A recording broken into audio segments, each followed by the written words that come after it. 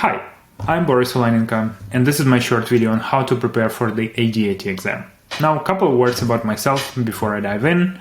I've been a transfer pricing professional for my whole career, started in 2013 at KPMG, and then worked in industry, also as an in-house transfer pricing professional, and then I moved to the technology area again, working for technology transfer pricing companies since then. And I've been taking the ADIT exam in 2017 for transfer pricing, and back then I already worked for transfer pricing for quite a while, and I thought when I was registering for it that it will be an easy ride because, well, I'm a transfer pricing professional, it should be easy to pass, which didn't help that much as I hoped. While preparing for the exam, I developed my own methodology and my own method for preparing to that exam that I further converted into the course that now helps people to prepare for it. And my success rate is 98%, so which means that 98% of people who signed up for my course successfully passed transfer pricing ADIT module from the first try. But I'll talk about that at the end. I'll just give you an overview of how you should approach preparation for the ADIT exam, no matter if you're buying the course or you're preparing yourself. So you decided you want to pass the ADIT exam. Now what? What should you do? So step number one in any case is to familiarize with the syllabus, structure, and past papers. That will give you a very good understanding of what the exam looks like, what is expected from you, both in terms of knowledge and skills. So go to the ADIT website, find the syllabus. You can just Google syllabus, ADIT exam, and your year, like 2014, and then you will be taken to the page. And then focus on included topics. Choose the exam that you're going to take. That typically is transfer pricing exam or principles of international taxation exam, and review the list of topics. And just get a feeling of how familiar you are with those. And that can range from I'm very familiar and I apply those concepts in practice. Maybe you're already a transfer pricing or tax professional, and that maybe something is totally unfamiliar to you.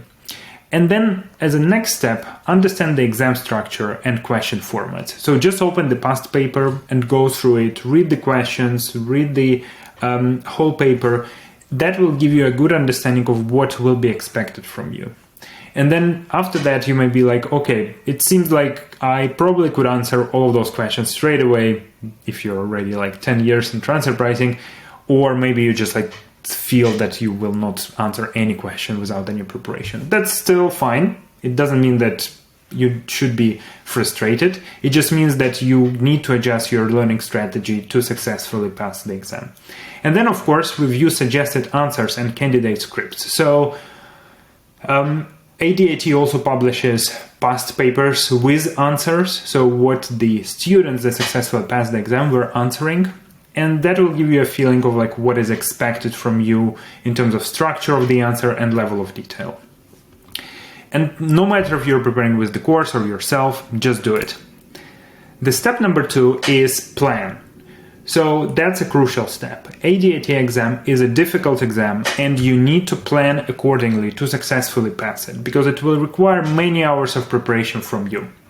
You shouldn't be scared. It's all doable, but planning is crucial. So consider your other priorities in life, like work, family commitments, can just determine how much real time do you have for it. And maybe you just have 30 minutes a day, half an hour a day, and that's still fine. It just means that you will maybe need a little bit longer to prepare. And if you are full-time available to prepare for the exam, then you probably can prepare in just a month or two. You just need to adjust the strategy to your needs. Draft a flexible, realistic plan with a timetable. My course includes the plan and all the lectures and how much time you will need for it. And that's why if you're applying for the course and using the course to prepare, it will be a solved problem for you in many cases.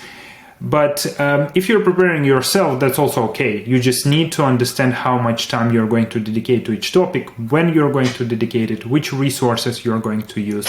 And this planning will be crucial, because once you plan that it's just about execution, just about going through the materials and repeating and reading and then passing the test exams.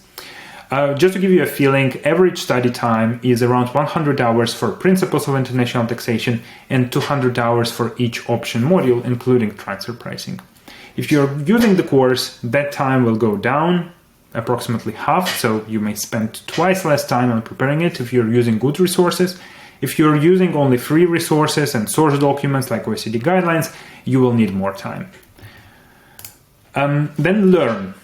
That's the main part, right? People are good at planning, but people are not good at committing. So just set daily achievable learning targets, like learn 30 minutes a day.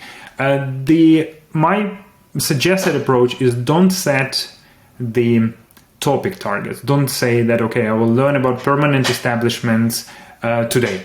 You don't know how much time you will need to learn for a permanent establishment. The better goal is I will spend 1 hour a day learning or preparing for the exam.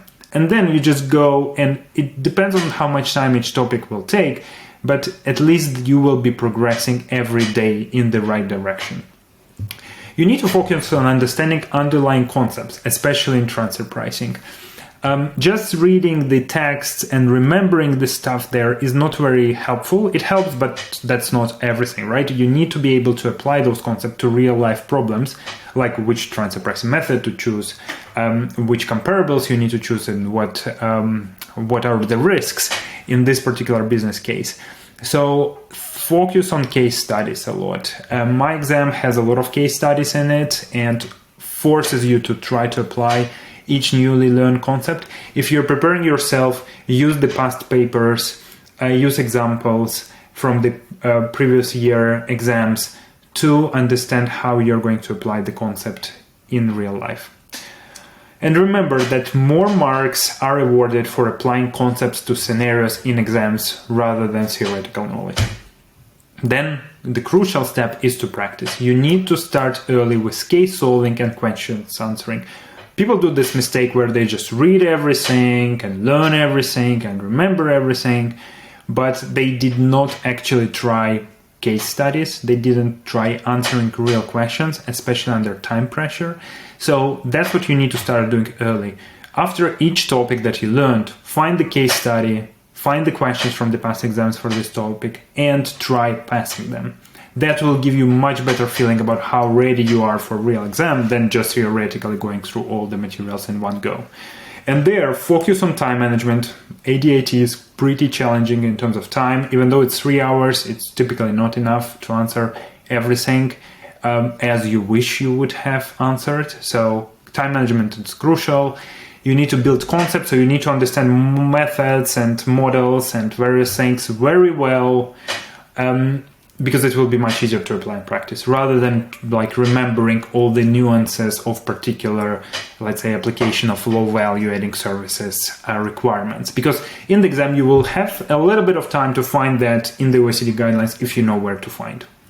And stress management is crucial. Many people get lost during the exam just because they're so stressed. And then preparing in real life scenarios helps you to build this stress management and resilience. And then the crucial step is obviously to repeat and revise. Consistently revise notes that you're taking and summarize the key topics. Try to recall from time to time what you have learned. Don't just go in one go from the first topic to the last topic. Return from time to time to previous topics. Fortunately, in tax and transfer pricing specifically, they all are connected, so you have to come back to some stuff. But this is a crucial concept that will help you memorize more stuff. And then, of course, review all topics again at least 2 weeks before the exam. Just go through everything once again, all your notes, all the case studies, and see how successful you are now. And then identify and work on areas of discomfort. So for me, that was cost contribution arrangements or cost sharing arrangements. I haven't applied that in practice too much at that point when I was passing the exam, and I had to focus on it really hard to understand that idea. So if you feel uncomfortable about certain topic, don't avoid it, rather invest in it. And then a small shortcut, so you may spend much less time on preparing for the exam and get much higher chances of passing by taking a course. My course is at www.starttax.com. You can also go in the description below to find the link. And that's online course after which 98% of students pass the transfer pricing exam from the first try. So if you want to be comfortable about you passing it, if you want to spend less time, if you want stress-free preparation, consider taking my exam. My course. Thank you very much for today, and bye for now.